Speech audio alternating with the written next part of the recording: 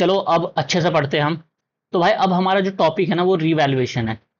Mostly जितने भी important adjustments हैं वो चेंज इन पीएसआर वाले चैप्टर के अंदर हम पढ़ चुके हैं, लेकिन जिनको नहीं पता चेंज इन पीएसआर, जिनको नहीं आया समझ में, जिन्होंने वहां पे मिस कर दिया है, तो ये वीडियो देख लो, यहां भी मैं अच्छे से बता दूंगा। तो रीवैल्यूएशन समझो होता क्या है, समझते हैं। यहाँ पे देखो होता क्या है यहाँ पे। रीवैल्यूएशन, रीवैल्यूएशन जब भी कोई नया पार्टनर, जब भी कोई नया पार्टनर आता है, जब भी कोई नया पार्टनर आता है, या फिर कोई पार्टनर रिटायर होता है, या फिर किसी पार्टनर की डेथ होती है, ठीक है।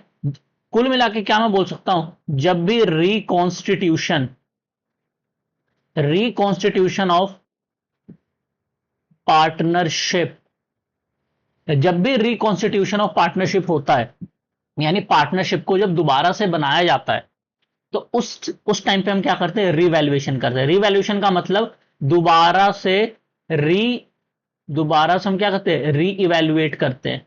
री इवेल्युएट हमारे जितने भी असेट्स और लाइबिलिटीज हैं हमारे पास, हमारे कंपनी के, हमारे फॉर्म के अंदर, उन सबकी हम दोबारा से वैल्यू लगाते हैं, उसे हम बोलते हैं रीवैल्यूएशन, ठीक है। अब समझो, जो रीवैल्यूएशन अकाउंट होता है ना, जो रीवैल्यूएशन अकाउंट होता है वो कुछ ऐसा होता है। देखो ये तुम्हारा रीवैल्यूएशन अकाउंट हो गया ऐसा। यहां पे तुम्हारा पर्टिकुलर्स, यहां पे अमाउंट, यहां पे तुम्हारा पर्टिकुलर्स, यहां पे तुम्हारा अमाउंट। ये तुम्हारा क्रेडिट साइड और ये तुम्हारा डेबिट साइड, कुछ ऐसा होता है, ठीक है। चलो कुछ ऐसा होता है। अब हम इसकी को ध्यान से समझते हैं, रिवैल्यूएशन अकाउंट को ध्यान से समझना। होता क्या है कि भाई साहब, रिवैल्यूएशन अकाउंट जो है ना वो नॉमिनल नेचर का होता है। क्या क्या है इसका नेचर, नॉमिनल नेचर। नेचर क्या है, नॉमिनल। अच्छा नॉमिनल नेचर सर, इतना पढ़ा लिखे लैंग्वेज में मत बोलो, नॉर्मल आम नॉर्मल भाषा में बोलूं अगर मैं, कि रिवैल्यूएशन का नॉमिनल नेचर होने का मतलब क्या है कि अगर तुम्हें प्रॉफिट होगा तो रिवैल्यूएशन अकाउंट क्रेडिट होगा, अगर तुम्हें लॉस होगा तो रिवैल्यूएशन अकाउंट डेबिट होगा। सिंपल सी चीज है। एग्जांपल अगर मैं दूं, ध्यान से समझना। मान लो ये कोई बैलेंस शीट है, ये कोई बैलेंस शीट है, यहां पे, ठीक है, यहां पे कोई, यहां पे तुम्हारे पास कोई बिल्डिंग था, यहां पे कोई बिल्डिंग है, उसकी कीमत 1 लाख रुपए तुम्हारे बैलेंस शीट में दिख रही है। लेकिन जब तुमने री इवेल्युएशन किया, मतलब कोई नया पार्टनर जब एडमिट हो रहा है, उस टाइम पे जब तुमने अपने असेट की दोबारा से वैल्यू लगाई, ठीक है, तो अब बिल्डिंग की जो वैल्यू है, अब जो बिल्डिंग की मार्केट वैल्यू है, ये है। बैलेंस शीट में जो वैल्यू होती है उसे बोलते हैं बुक वैल्यू। बैलेंस शीट में जो वैल्यू होती है उसे बुक वैल्यू बोलते हैं, याद रखना। और ये जो अभी जो मार्केट में जो इस बिल्डिंग की वैल्यू चल रही है वो चल रही है 1,20,000 रुपए। अब एक बात बताओ, 1 लाख रुपए मेरे बुक्स में वैल्यू दिख रही है, लेकिन मार्केट में मेरे बिल्डिंग की वैल्यू 1,20,000 है, तो क्या मैं बोल सकता हूं मुझे 20,000 रुपए का फायदा हो गया, ठीक है। तो 20,000 रुपए का फायदा हो गया, तो क्या मैं बोल सकता हूं मुझे क्या हो गया है, प्रॉफिट हो गया है। तो रिवैल्यूएशन अकाउंट क्या होगा, क्रेडिट होगा। तो किसकी वजह से होगा, बिल्डिंग की वजह से। तो by building account, by building account मुझे 20,000 रुपए का क्या हो जाएगा, प्रॉफिट हो जाएगा। यहां तक आ गया समझ में, ठीक है। अब थोड़ा सा और आगे देखते हैं भाई। अब मान लो ये रहा तुम्हारा बैलेंस शीट, ये तुम्हारा बैलेंस शीट है, ठीक है। बैलेंस शीट में यहां पे तुम्हारा लिखा हुआ आ गया पेटेंट। एसेट साइड पे पेटेंट, पेटेंट हमारे लिए एसेट होता है, ठीक है। 5,000 रुपए का पेटेंट था। अब जब तुमने री इवेल्युएशन किया, ठीक है, जब ये बुक वैल्यू है, बैलेंस शीट के अंदर जो होती है वो बुक वैल्यू होती है, ठीक है। अब जब तुमने री इवेल्युएशन किया, ठीक है, नए पार्टनर के आते वक्त तुमने जब रीवैल्यूएशन किया अपने पेटेंट का, तो पेटेंट अब क्या हो गए, वैल्यूलेस। पेटेंट अब वैल्यूलेस हो गए। वैल्यूलेस मतलब अब पेटेंट की कोई वैल्यू ही नहीं है मार्केट में, यानी मार्केट वैल्यू अब क्या हो गई, जीरो। तो तुम्हें कितने का लॉस हो गया, 5,000 तुम्हारी वैल्यू थी, जीरो हो गया, अब तो पूरा का पूरा 5,000 का लॉस हो गया। तो लॉस होता है तो क्या होता है, डेबिट साइड पे। तो रिवैल्यूएशन अकाउंट डेबिट होगा किस नाम से, टू पेटेंट्स के नाम से। कितने का, 5,000 रुपए का। यहां तक आ गया समझ में, ठीक है। अब अगला देखते हैं भाई। बस ये चीज याद रखना, ये जो मैंने बताया है, ये बस इतना याद रखना, सारा होता जाएगा तुमसे, सारे क्वेश्चन हो जाएंगे। अब देखो ध्यान से अगला। अगला अगर मैं बोलूं तुमसे कि भाई साहब, अगर तुम्हारा जो यहां पे कुछ चीज मैं लिख देता हूं, जैसे डेटर, ठीक है, डेटर या फिर डेटर अभी छोड़ो, ठीक है, यहां पे तुम लिख लो फर्नीचर। फर्नीचर जो था वो 10,000 रुपए का था, ठीक है, इसका मतलब बुक वैल्यू 10,000 रुपए है। मार्केट वैल्यू जो है आज के डेट पे जो फर्नीचर की वैल्यू है वो पता कितनी है? वो मान लो वो हो गई है 8,000 रुपए। वो कितनी हो गई है? 8,000 रुपए हो गई है। तो 8,000 रुपए हो गई है, पहले 10,000 वैल्यू थी, अब 8,000 हो गई है। तो क्या मैं बोल सकता हूं 2,000 रुपए का लॉस हो गया? तो 2,000 रुपए का लॉस हुआ तो लॉस के केस में क्या होता है? डेबिट करते हैं। तो रिवैल्यूएशन अकाउंट डेबिट होगा किसकी वजह से? टू फर्नीचर की वजह से। टू फर्नीचर की वजह से कितना? 2,000 रुपए का। ठीक है, यहां तक आ गया समझ में? ऐसे ही सारी एंट्रीज होती जाती हैं। ठीक है, अब देखो, ये सारी एंट्रीज मान लो तुमने कर ली। सारी एंट्रीज होने के बाद अब हम क्या करते हैं? टोटल करते हैं। जैसे अगर मैं यहां का टोटल करूं, मैं यहां का अगर टोटल करूं,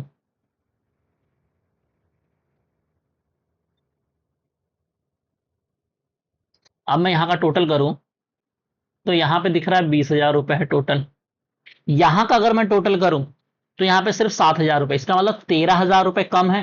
अब मुझे एक बात बताओ, इस साइड जो इस साइड जो बैलेंसिंग फिगर आपको दिख रहा है, टू बैलेंस जो भी कैरी डाउन है, कितना है? 13,000 रुपए। यहां पे बैलेंसिंग फिगर कितना है? 13,000 रुपए है। तो मुझे एक बात बताओ, ये 13,000 रुपए हमें प्रॉफिट हुआ है या लॉस हुआ है? बताओ।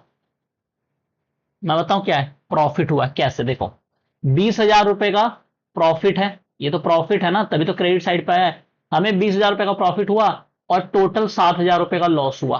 तो क्या मैं बोल सकता हूं नेट नेट हमें 13,000 रुपए का प्रॉफिट हुआ है? तो ये जो 13,000 रुपए ये प्रॉफिट है असल में। यहां तक आ गया समझ में? ये 13,000 रुपए क्या है हमारे लिए? प्रॉफिट है। ये 13,000 रुपए हमारे लिए प्रॉफिट है। चलो इसे मैं मिटाई देता हूं। ठीक है, तो ये जो 13,000 रुपए प्रॉफिट है, तो इसको मैं 13,000 रुपए लिखूंगा। ये जो 13,000 रुपए प्रॉफिट है, लेकिन क्या मैं इसको बैलेंस कैरी डाउन के नाम से लिखूंगा? नहीं, इसको बैलेंस कैरी डाउन के नाम से नहीं लिखेंगे। इसे हम लिखेंगे टू प्रॉफिट ट्रांसफर्ड। ठीक है, टू प्रॉफिट ट्रांसफर्ड। और ये प्रॉफिट कहां पे ट्रांसफर होगा? जो भी पुराने पार्टनर है, मान लो पूरा, याद रखना, रीवैल्यूएशन का जो भी प्रॉफिट या लॉस होता है वो ओल्ड पार्टनर्स के बीच में ओल्ड रेशो में बढ़ता है। क्यों? क्योंकि जब भी बैलेंस शीट के अंदर जो भी असेट और जो भी लाइबिलिटीज हैं, वो उसके अंदर पुराने पार्टनर्स का हक है अभी, क्योंकि अभी तो नया पार्टनर आया ही है। अभी नया पार्टनर अभी तक आया नहीं है, तो उसके अंदर जो भी पुराने असेट्स और लाइबिलिटीज हैं, ठीक है, उसमें पुराने पार्टनर का हक है। तो अगर उसकी वैल्यू बढ़ेगी या कम होगी तो वो सारा फायदा और नुकसान किसका होगा? पुराने पार्टनर का होगा। इसीलिए रिवैल्यूएशन अकाउंट के अंदर जो भी प्रॉफिट या लॉस होता है, उसके अंदर किसका हाथ होता है? उसके अंदर सिर्फ किसका हक होता है? उसके अंदर सिर्फ ओल्ड पार्टनर का हक होता है। ठीक है, तो टू एस कैपिटल और यहाँ पे बीस कैपिटल, और उनके प्रॉफिट शेयरिंग रेशो हम बांट देंगे। मान लो प्रॉफिट शेयरिंग रेशो इक्वल है, तो 7,500 और 7,500, ठीक है, और फिर टोटलिंग 20,000 रुपये आ जाए। यहां तक आ गया समझ में? तो ये सिंपल तुम्हारा रिवैल्यूएशन अकाउंट का कॉन्सेप्ट था, सिंपल। अब इसके बेस पे एक क्वेश्चन कर लेते हैं, ठीक है, तुम्हारा ये समझ में आ जाएगा। बहुत ही इजी है, बहुत ही इजी। ठीक है, ये जर्नल एंट्री भी मैं तुम्हें बताऊंगा, जर्नल एंट्री कैसे करते हैं। अगर तुम्हें रिवैल्यूएशन अकाउंट आ गया समझ में, अगर तुम्हें रिवैल्यूएशन अकाउंट आ गया समझ में, तो तुम जर्नल एंट्री भी आराम से कर दोगे। चलो मैं बताऊं जर्नल एंट्री। देखो जर्नल एंट्री अगर मैं देखूं यहाँ पे हम जर्नल एंट्री भी कर लेते हैं। जर्नल एंट्री देखो क्या हुआ, अगर मैं इस वाली चीज की जर्नल एंट्री करूं, इसकी अगर मैं जर्नल एंट्री करूं, तो क्या मैं बोल सकता हूं कि रिवैल्यूएशन अकाउंट क्रेडिट हुआ है किसकी वजह से? बिल्डिंग की वजह से। ठीक है, तो रिवैल्यूएशन रिवैल्यूएशन अकाउंट को तो मैंने टू करके लिख दिया, इसका मतलब क्रेडिट कर दिया कितने से? रिवैल्यूएशन अकाउंट को मैंने क्रेडिट कर दिया 20,000 रुपए से।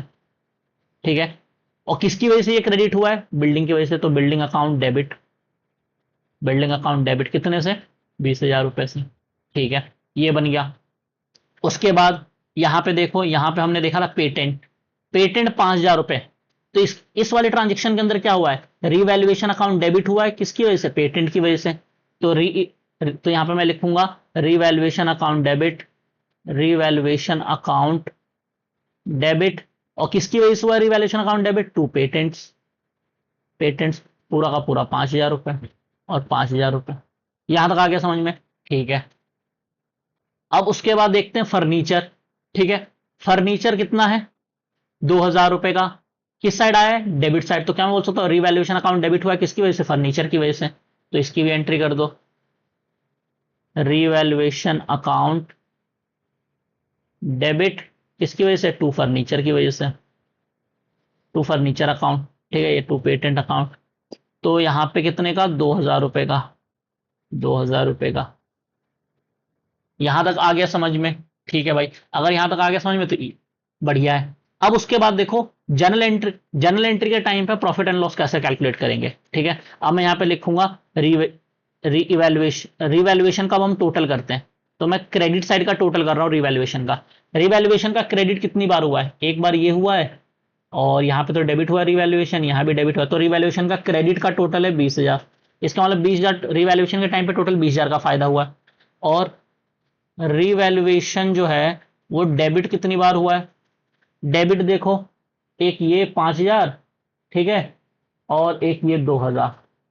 तो रिवैल्यूएशन टोटल टोटल दो बार हुआ है। इसका मतलब 5,000 और 2,000। तो इसे मैं डायरेक्ट सीधा 7,000 रुपये डेबिट लिख देता हूं। तो सीधा का सीधा 7,000 रुपये डेबिट। ठीक है, तो अब ये जो आएगा, ये जो 13,000 रुपये आया, तो क्या मैं बोल सकता हूं ये प्रॉफिट है? प्रॉफिट है ना। ये रिवैल्यूएशन के टाइम पे हमें क्या हो गया है? प्रॉफिट हो गया है। ठीक है, तो रिवैल्यूएशन के टाइम पे प्रॉफिट लिखने से अच्छा तुम ना यहाँ पे सबसे अच्छा गेन लिखो, गेन ऑन रिवैल्यूएशन। प्रॉफिट ना लिख करके गेन लिखो।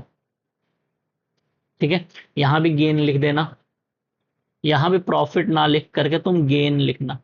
ठीक है, तो गेन कितने का हुआ है? हमें 13,000 रुपए का गेन हो गया। अब ये हमें पता है, ये ओल्ड पार्टनर्स में ये जो प्रॉफिट और लॉस होता है, ये जो गेन या लॉस होता है, ये ओल्ड पार्टनर्स के बीच में, ओल्ड पार्टनर्स के बीच में ओल्ड रेशो में बढ़ जाता है। तो यहां पे हमें समझ में आ गया कि अगर तुम्हें रिवैल्यूएशन की एंट्री करनी, अगर तुम्हें रिवैल्यूएशन में पोस्टिंग करनी आती है, तो वहां से तुम इजीली एंट्री फॉर्म कर सकते हो, मैंने बता दिया। ठीक है, चलो अब हम ये एक क्वेश्चन करने की कोशिश करते हैं, ध्यान से समझना। ये वाला क्वेश्चन क्या बोला है, ध्यान से समझना।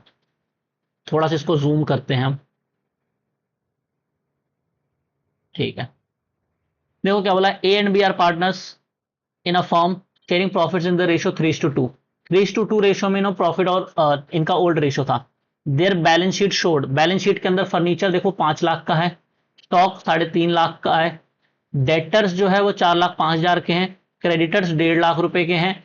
ठीक है, उसके बाद क्या बोला, she is admitted as a partner and new profit sharing ratio is agreed at, ये नया profit sharing ratio.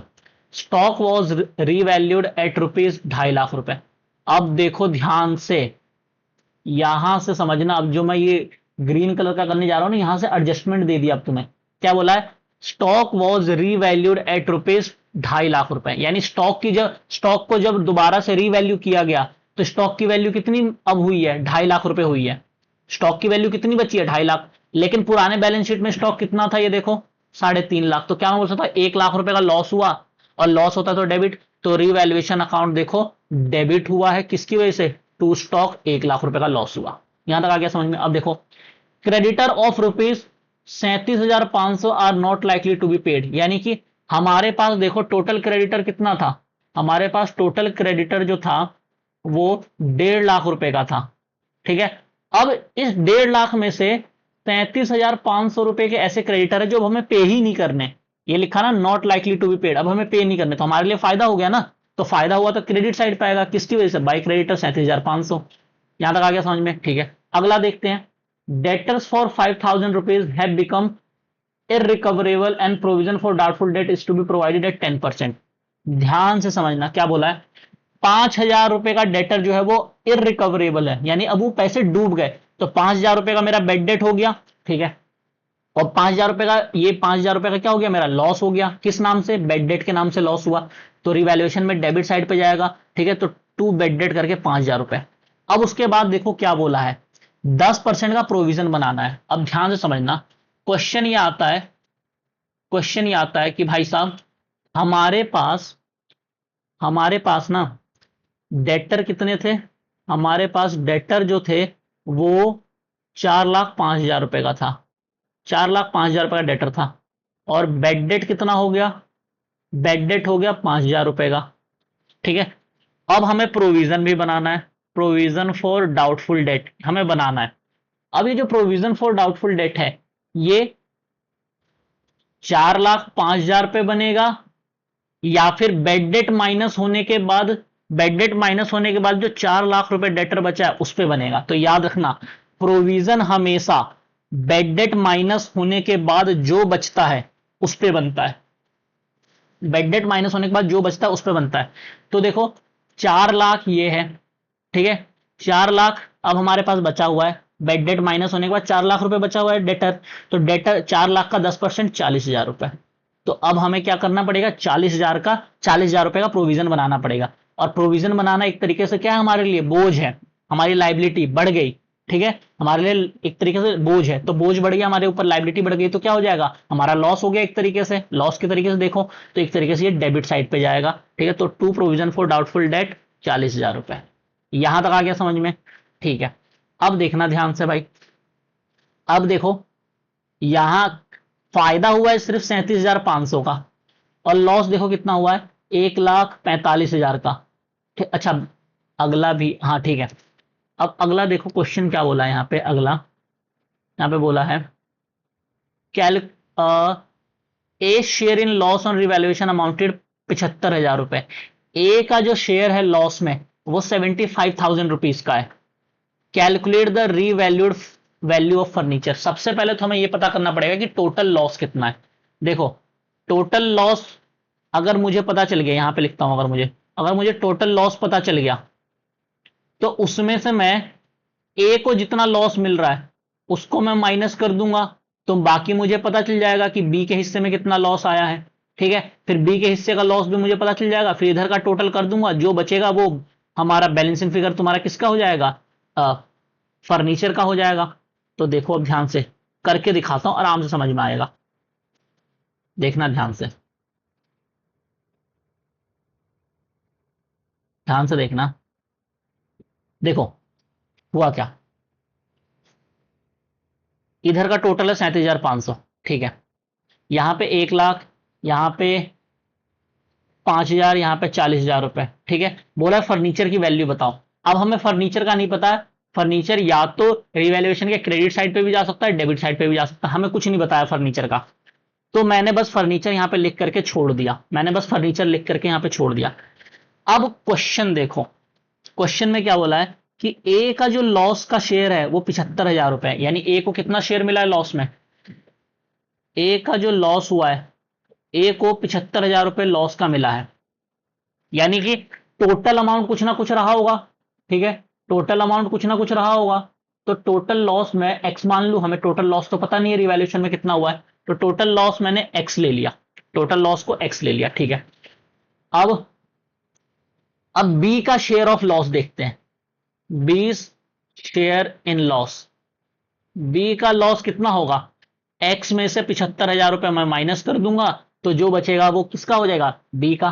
Total loss x का था, उसमें से 75,000 रुपए तो ए के हिस्से में आ गया, तो बाकी का बी के हिस्से में आएगा। ठीक है, चलो अब मुझे बस एक्स पता चल जाए टोटल लॉस, तो मैं क्या कर लूंगा, इजीली निकाल लूंगा बी का भी। अब देखो ध्यान से, अगर मेरे को टोटल लॉस, ए का शेयर ऑफ लॉस, जो चीज दिया हम उसी का यूज करते हैं, ए का शेयर इन लॉस, ए का लॉस के अंदर कितना शेयर है हमें पता है, टोटल लॉस का 3/5, क्योंकि ओल्ड रेशो में बढ़ता है ना, ये रहा ओल्ड रेशो।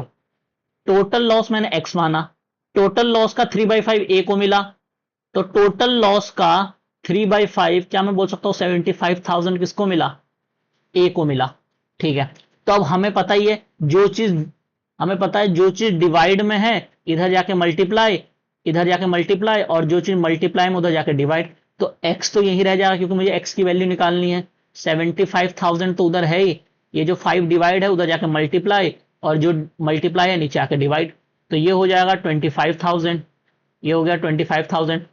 25 इंटू 5 तो 1,25,000, तो 1,25,000 का टोटल लॉस हुआ। तो ये देखो 1,25,000 टोटल आ गया। ठीक है, अब 1,25,000 का टोटल लॉस हुआ, उसमें से 75,000 माइनस कर दो तो बच गया 50,000 रुपए। तो यानी बी का लॉस कितना है, 50, तो बी का लॉस 50,000 रुपए निकाल लिया। यहां तक आ गया समझ में? ठीक है, अब देखो ध्यान से, अब हमें ये पता चल गया, लॉस भी पता चल गया। ठीक है, और लॉस और प्रॉफिट कब निकलता है, जब सारे ट्रांजेक्शन हो गए होते हैं। तो हमें इतना पता चलेगा कि इतने का लॉस हमें पता चल चुका है। तो अब टोटलिंग करेंगे तो इसका टोटल इतना आ रहा है। ठीक है, इसका टोटल 1,62,500 आ रहा है, और मैंने इसको प्लस किया, इसको प्लस किया, इसको प्लस किया। ठीक है, और टोटल 1,62,500 आना चाहिए। तो सिर्फ 17,500 रुपए क्या बच रहा है, बैलेंसिंग फिगर। तो इसका मतलब फर्नीचर जो है वो 17,500 है। आ गया समझ में? अब मुझे बस इतना बताओ कि ये जो 17,500 है ये डेबिट साइड पे आया है, तो इसका मतलब फर्नीचर की वैल्यू बढ़ी हुई, बढ़ा होगा या फिर कम हुआ होगा। तो फर्नीचर का वैल्यू कम हुआ होगा, जब भी तो ये लॉस साइड पे डेबिट दिख रहा है। इसका मतलब फर्नीचर की वैल्यू पहले ज्यादा थी, अब 17,500 रुपए कम हो गया है। तो जितना कम होता है उतना ही यहां पे लिखते हैं, जितने रुपए का डिफरेंस आया वो डिफरेंस यहां पे लिखते हो। 17,500 रुपए का फर्नीचर में लॉस हो गया।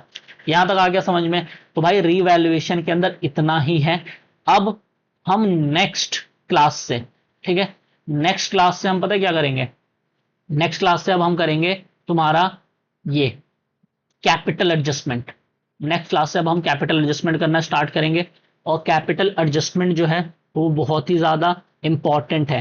ठीक है, कैपिटल एडजस्टमेंट बहुत ही ज्यादा इंपॉर्टेंट है, तो उसको ढंग से करेंगे। मिलते हैं नेक्स्ट वीडियो में।